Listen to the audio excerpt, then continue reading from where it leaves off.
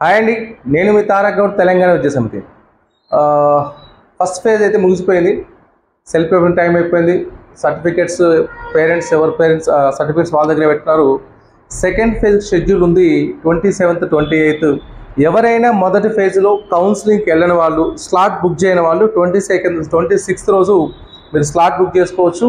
SC ST minority 600 rupees ఉంటుంది. బీసీఓసీకి 1200 rupees ఉంటుంది slot బుకింగ్కి.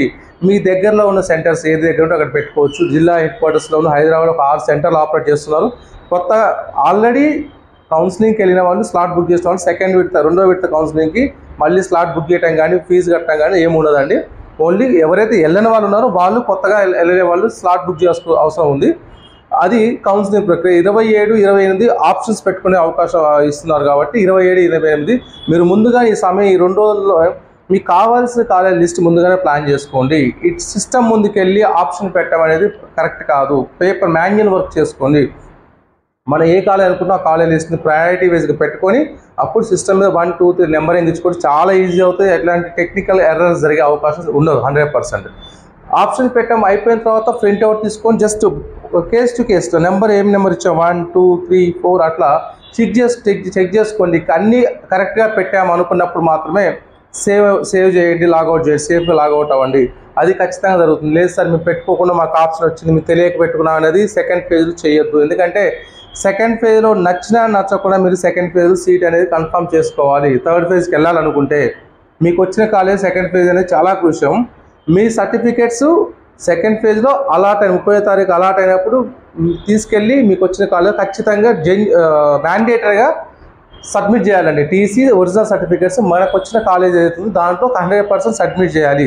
Sir మరి సబ్మిట్ చేస్తాం మా పరిస్థితి నెక్స్ట్ ఫేజ్కి వెళ్ళొచ్చు అంటే ఎవరైతే సర్టిఫికేట్స్ సబ్మిట్ చేశారో వాళ్ళు వెళ్ళొచ్చు థర్డ్ ఫేజ్కి ఆ కాలేజ్ నచ్చకుంటే. కానీ లాజిక్ పెట్టకూడదు. అయితే గవర్నమెంట్ మరి ఎలా ఆలోచించిందో సర్టిఫికేట్ సబ్మిట్ చేసి థర్డ్ ఫేజ్ వేరే సర్టిఫికేట్ మళ్ళీ వేరే కాలేజ్ అలాట్ అయింది అనుకోండి, ఈ 1,00,000 మంది పిల్లలు ఇట్లా ఫంబుల్ అవుతారు, అటు ఇటు పోతూ ఉంటారు. కాబట్టి ఈ సర్టిఫికేట్ తీసుకురావడం మళ్ళీ పోయి అక్కడ ఇచ్చి రావడం అనేది చాలా కన్ఫ్యూజన్ ప్రక్రియ. మరి గవర్నమెంట్ ఆ నిర్ణయం తీసుకుంటూ అర్థం కాలేదు.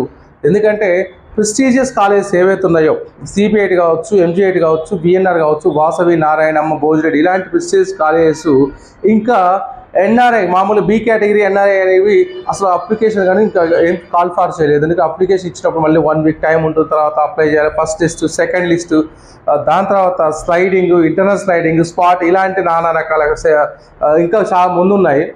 పిల్లలు తీసుకుపోయి కౌన్సిలింగ్ వచ్చిన సర్టిఫికేట్స్ అక్కడ ఇస్తే వీళ్ళు మళ్ళీ ఈ పెద్ద కాలేజీలో పార్టిసిపేట్ చేయడం చాలా ఇబ్బందికరమైన పరిస్థితి. మరి ఎవరైనా పేరెంట్స్ డెలిగేషన్గా వెళ్ళి మన హైయర్ ఎడ్యుకేషన్ కలవండి సార్, ఈ ప్రాక్టికల్ ప్రాబ్లం ఉంది. ఇంకొకటి సర్టిఫికేట్ ఇచ్చినప్పుడు ఏ కాలేజ్ పెద్ద కాలేజ్ ఎవరు మీ సర్టిఫికేట్స్ ఫ్రీగా తీసుకోరు.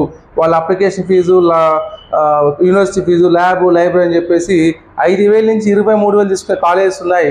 ఇవి పొరపాటున వేరే థర్డ్ ఫేజ్లో మీకు వేరే కాలేజ్ వస్తే ఈ రిఫండ్ అవుతాయంటే నమ్మసక్యంగా లేదు. రిఫండ్ కావు, అటు చుట్టూ తిరగలేము మనము. తర్వాత చిన్న కాలేజ్ అయితే సర్టిఫికేట్ బ్యాక్ ఇచ్చే సమస్య లేదు, చాలా ఇబ్బంది పెడతారు. చిన్న కాలేజ్ అయితే పిల్లల దగ్గర సర్టిఫికేట్ తీసుకొని ఈజీగా కాలేజెస్ అనేవి అంత ఈజీగా దాన్ని తిరగటము పేరెంట్స్ కూడా చాలా హెక్టిక్ సమస్య. అది ప్రభుత్వం కూడా ఆలోచించి నిర్ణయం తీసుకోవాలి. సెకండ్ ఫేజ్ సార్, ఒకవేళ సెకండ్ ఫేజ్ వచ్చిన కాలేజ్ నచ్చలేదు మాకు, మీరు సర్టిఫికేట్స్ ఇవ్వకుంటే ఏమవుతుందని అనుమానం ఉండొచ్చు పేరెంట్స్కి. ఎవరైతే సెకండ్ ఫేజ్లో సీట్ అలాట్ అయ్యి సర్టిఫికేట్స్ కాలేజీలో సబ్మిట్ చేయాలంటే ఆ కాలేజీ వాళ్ళు నాట్ రిపోర్టెడ్ పెట్టుకుంటారు. దానివల్ల మీకు వచ్చిన సీట్ క్యాన్సిల్ అవుతుంది. సో మీరు థర్డ్ ఫేజ్కి వెళ్ళడానికి ఎలిజిబుల్ కాదు. ఎవరైతే సర్టిఫికేట్స్ కాలేజీలో ఇచ్చారో వాళ్ళు మాత్రమే రిపోర్టెడ్ కాలేజీ పెట్టుకుంటారు. మీరు థర్డ్ ఫేజ్కి వెళ్ళొచ్చు. సర్టిఫికేట్స్ కాలేజ్ ఇవ్వకుంటే మీరు ఫీజు కట్టి ఏమంటారు, మేము ఆన్లైన్ ఫీజు కట్టాను సార్, రిలీజ్ చేసుకున్నాము, కాలేజ్ ఫీజు ఎంత అవుతుందో అదంతా ఆన్లైన్లో పే చేశారు సార్, కానీ మీ కాలేజీలో సర్టిఫికేట్స్ ఇవ్వమా అనుకోనండి. కాలేజ్ వాడు నాకు అలాట్ అయిన స్టూడెంట్ మా కాలేజ్ రిపోర్ట్ చేయలేదు అని చెప్పేసి సర్టన్ డేట్ తెచ్చి ఆ డేట్ రోజు వాడు నాట్ రిపోర్ట్ పెట్టేస్తాడు. సో మీ సీట్ అనేది కాలేజ్ నుంచి వెళ్ళిపోతుంది. మీ థర్డ్ ఫేజ్కి వెళ్ళడానికి వీల్లేదు. సో 1కి 2 సార్లు ఆలోచించండి. సెకండ్ ఫేజ్ ఆప్షన్ పెట్టుకునేటప్పుడు మళ్ళీ అవకాశం రాదు. ఎటువంటి అనుమానాలు ఉన్న ఆప్షన్స్ విషయంలో కేటగిరీలో ప్రయారిటీ చెప్పాలని నేను ఒక వీడియో చేసి పెడతాను. వీలుంటే ఒక వాట్సాప్లో కానీ లేకుంటే నా డిస్క్రిప్షన్ పెడతాను. మీరు పెడితే మీరు ఏమైనా కరెక్షన్స్ ఉన్నా చెప్పడానికి మీరు సిద్ధంగా మా టీం ఉంది. మీరు పెట్టుకున్న ఆప్షన్స్ కరెక్ట్గా పెట్టుకోవాలంటే మేము ఏవైతే ఉంటాయో కరెక్షన్స్ చెప్తాము. లేదండి ఇది ఆర్డర్లో తప్పుగా పెట్టుకోవాలంటే మీరు మళ్ళీ లాగిన్ అయ్యి వాటిని కరెక్ట్ చేసుకోవచ్చు. అదొక point of view. Next sir మేము బీ కేటగిరీ ఎన్ఆర్ఐ కోసం వెయిట్ చేస్తాం, మరి సర్టిఫికేట్స్ ఇవ్వాలా లేదా అనేది కన్ఫ్యూజన్లో ఉంది.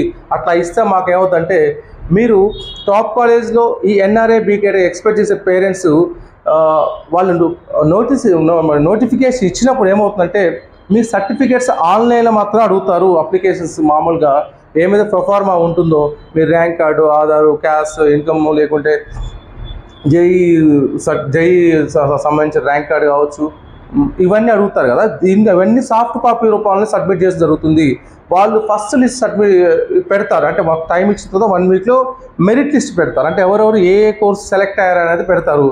అప్పుడు మీరు అది ఒక మీకు 100% కన్ఫర్మేషన్ కాబట్టి మీ కౌన్సిలింగ్లో వచ్చిన కాలేజీ తెలుసు, మీకు ఇక్కడ ఎన్ఆర్ఐ బీ కేటగిరీ అప్లై చేస్తుంది, ఏ కాలేజీలో ఏ కోర్స్ వచ్చిందో మీకు తెలుస్తుంది. ఈ రెండింటిలో ఏది సబబుగా ఉంది, ఏది కరెక్ట్, ఏది మనం అనుకున్న కాలేజ్ అనుకుంటే అక్కడి నుంచి వచ్చే ఆఫర్ అక్కడ మన నోటిఫికేషన్లో వచ్చింది, మనకు వచ్చింది కాబట్టి మెరిట్ లిస్ట్ మన పేరు ఉంది కాబట్టి మన ఎగ్జాంపుల్ విఎన్ఆర్లో మీకు ఏఎంఎల్ వచ్చింది, రైట్, విఎన్ఆర్లో లేకుంటే ఐఆర్ఎల్ సిఎస్ వచ్చింది, రెండింటిలో నాకు విఎన్ఆర్ పోవడం ఇష్టం అనుకోండి, మీరు అక్కడికి వెళ్ళేసి మీ సీట్ క్యాన్సిల్ చేసుకొని సర్టిఫికేట్ తీసుకొని నుంచి విఎన్ఆర్ సబ్మిట్ చేయొచ్చు. అంతవరకు బాగానే ఉంటుంది, సెకండ్ రౌండ్ బాగానే ఉంటుంది. ఎక్కడ ప్రాబ్లం వస్తుందంటే స్పాట్ అడ్మిషన్ పెడతారు. ఇక్కడ ఏదైతే నేను చెప్తున్న 6 కాలేజెస్ ఉన్నాయో స్పాట్ పెట్టినప్పుడు మీరు ఖచ్చితంగా కాలేజీకి సంబంధించిన ఫీజు డీడీ రూపంలో తీసుకెళ్లాల్సి ఉంటుంది, కాలేజీ ఫీజు. నెక్స్ట్ మీ ఒరిజినల్ సర్టిఫికేట్స్ ఖచ్చితంగా తీసుకెళ్ళాలి. అప్పుడు మన కాలేజ్ సర్టిఫికేట్స్ ఉన్నాయి, కౌన్సిలింగ్ అలాట్ అయి ఉంది, కాలేజీకి వెళ్ళి తీసుకున్నామంటే క్యాన్సిల్ చేసి పెడతాడు. అక్కడికి వెళ్తే 100% వస్తాను నమ్మకం లేదు. కొంతమంది స్పాట్కి వెళ్ళిన తర్వాత మీకు సిఎస్సీ లేవండి, ఓన్లీ ఐటీ 2 సీట్లు ఉన్నాయి, ఈసీ 3 ఉన్నాయి, మెకానికల్, సివిల్, ట్రిపుల్ ఉన్నాయని చెప్తారు. అప్పుడు ఏం చేస్తాం, మనకు నచ్చలేదు, ఇక్కడ సర్టిఫికేట్ తీసుకొని పోయాం. అది చాలా పేరెంట్స్ చాలా స్ట్రెస్ఫుల్గా ఉంటుంది. గవర్నమెంట్ దృష్టిలో ఆలోచించి పేరెంట్స్కి ఆ సర్టిఫికేట్స్ విషయంలో కొంత ఏదైనా వెసులుబాటు ఇస్తే బాగుంటుందని నా అభిప్రాయం.